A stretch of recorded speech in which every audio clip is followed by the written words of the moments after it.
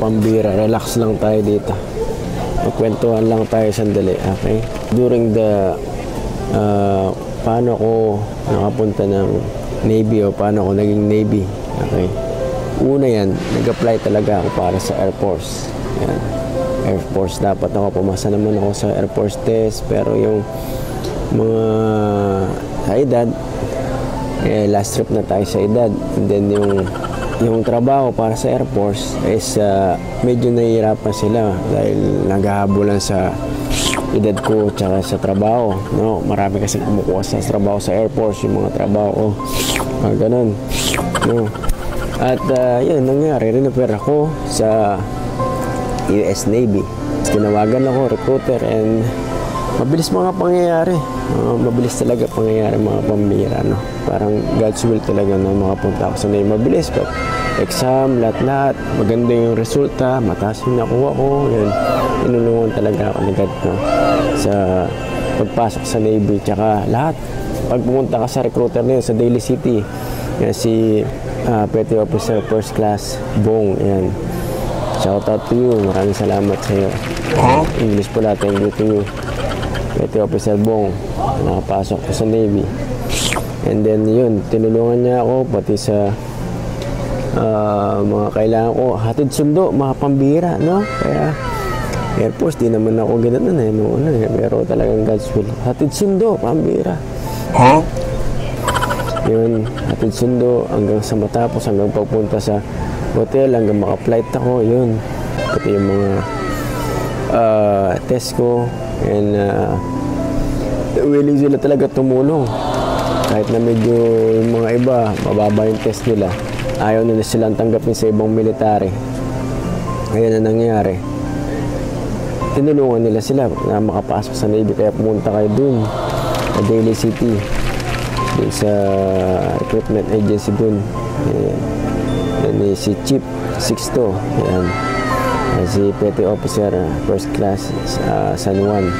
Yan yung mga tumulong sa akin din, na makapasok dito sa Navy. Then, siyempre kinakabahan bago ako pumasok ng bootcamp. Nag-jogging ako, nag-running, nag-planking. Dapat makaready ka. Yung mga sinabi ko naman sa, nakita nyo naman sa mga ibang videos ng paano pagpaplano ng konti. Hindi naman yung pagkain-kain, ha. Yun, talagang mag-ready lang kayo, magpa-physical, kasi sa Navy bootcamp talagang mababanat kayo, pero kaya nyo naman yun.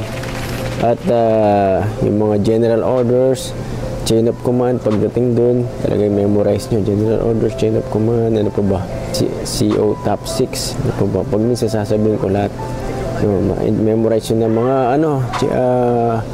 mga rank and recognition, yung mga Petty Officer First Class, E1, E2, hanggang rango ng Admiral, mga ganun, tatanungin kayo ba? Madali lang naman, tignan nyo ka na. Nakapag-review ka pa naman dun, pero kagaya ko, memorize ko na, kailangan memorize mo na bago pa dun kung para makatake advantage ka. Kasi may exam sa una, preliminary exam na pre-test. Pre-test lang naman yan. Wala, di naman nga sinabi ko ng score ko. Nagkaroon ng mga pumunta na ako sa Sacramento MEPS. Yun. Medical, dadaan ka talaga butas ng karami. Di basta-basta makapasok sa military, US military. Kailangan talagang wala kang sakit o hindi masakit yung mga tuhod o anuman. No? Tetest ka naman dun eh. Pag hindi ka qualified, wala talagang lahat libre naman, pati hotel. Huwag kang mag-alala.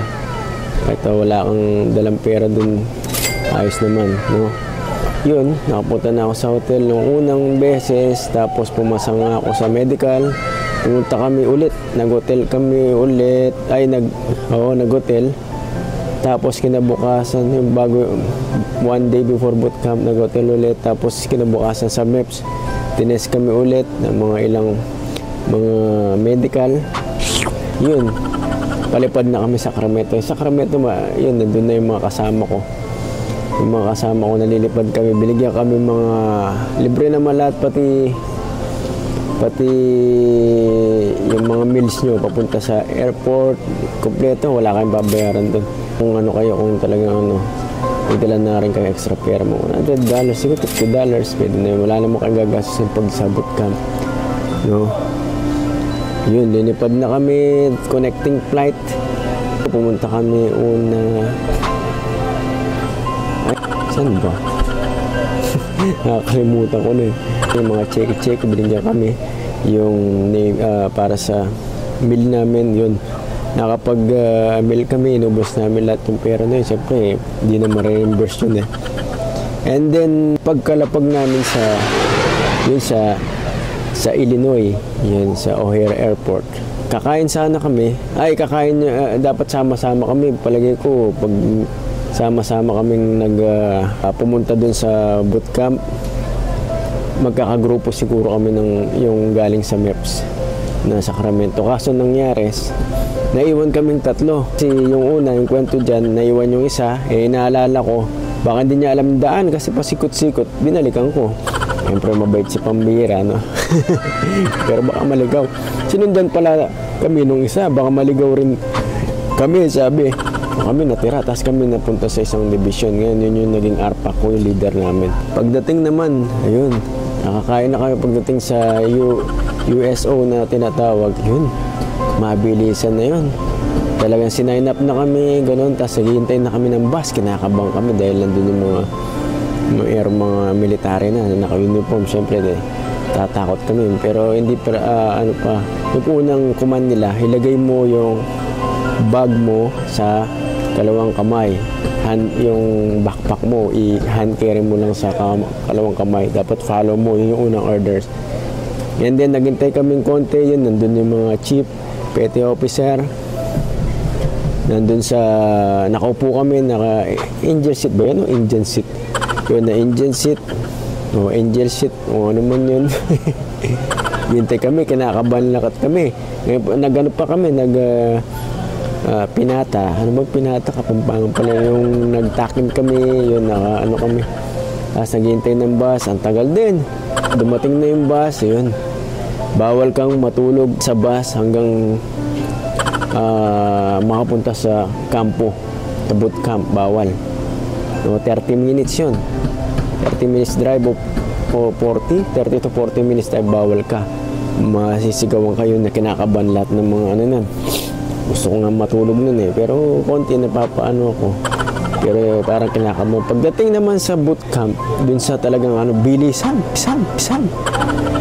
Pero mapalad lang kami nung dahil siguro gabing gabi na yata. 10 or something, 9, 10. Isa lang yung naging chip na nag-ano dun sa mga flags. Nung pumunta kami dun, pagbabasa bus, pati jeepney driver tuloy.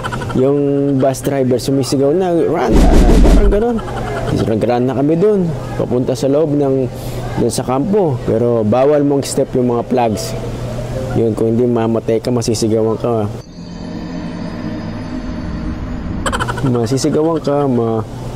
Mamumura ka.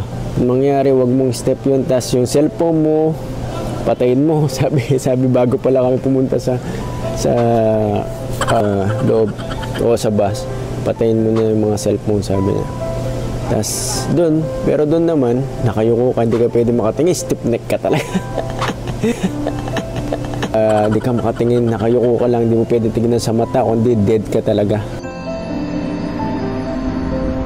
At sinabi na, lagay mo yung bag mo sa likod yata, ganun, likod. Tapos kunin mo yung cellphone mo, tawagan mo to. Yung nandito kayo, sabi mo, may script. Dapat yun lang sasabihin mo, nandito na kami, safe kami, tatawag kami within 2 to 3 weeks, and bye-bye. Yun lang yan para malaman na safe kayo. Yun lang muna yung masasabi ko ngayon sa susunod. Part 1 naman na siguro to. Marami na ako nasabi. Sunod, sasabihin ko ulit yung mga anong kaganapan dun. Talagang nakakakaba talaga, lalo na pag-una. Talagang susunod ka. Dapat ang isang technique, yung mga Pilipino na gustong pumasok sa bootcamp, no? Basta pay attention to details lang, mga kapambira. Okay? Kapambira, bye-bye na. Susunod na lang ko continue natin itong pagkukwentuhan natin. Siguro to.